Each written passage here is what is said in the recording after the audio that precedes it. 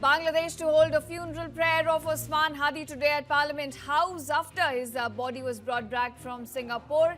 His death has now triggered protests and political reactions as officials appeal for calm.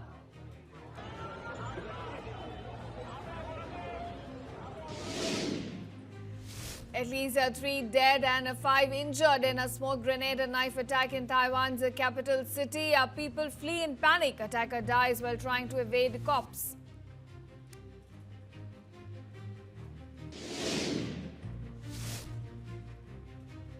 Trump's Justice Department now faces a deadline to release more files of Epstein after months of political pressure. 68 photos from a cache of about 95,000 are released, giving insight into Epstein's network and extremely disturbing activities. Putin says Moscow seeks a peaceful end to the Ukraine war, adds Russia is now ready to make compromises on Ukraine.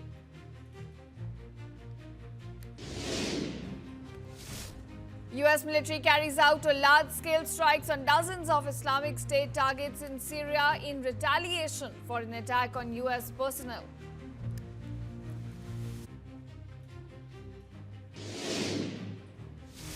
Delhi Education Minister announces air purifiers in 10,000 classrooms to ensure clean air for students, says government is now focused on long-term administrative and policy measures to tackle rising pollution. Bangladesh to hold a funeral prayer of Osman Hadi today at Parliament House after his body was brought back from Singapore. His death has now triggered protests and political reactions as officials appeal for calm.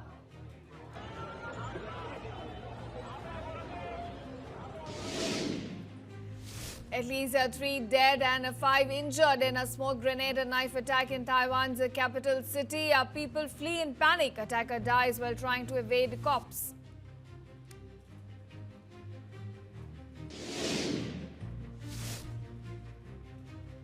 Trump's Justice Department now faces a deadline to release more files of Epstein after months of political pressure. 68 photos from a cache of about 95,000 are released, giving insight into Epstein's network and extremely disturbing activities.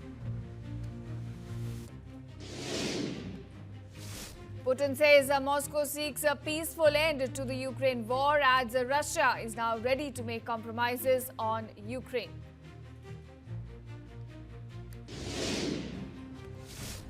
US military carries out large-scale strikes on dozens of Islamic State targets in Syria in retaliation for an attack on US personnel.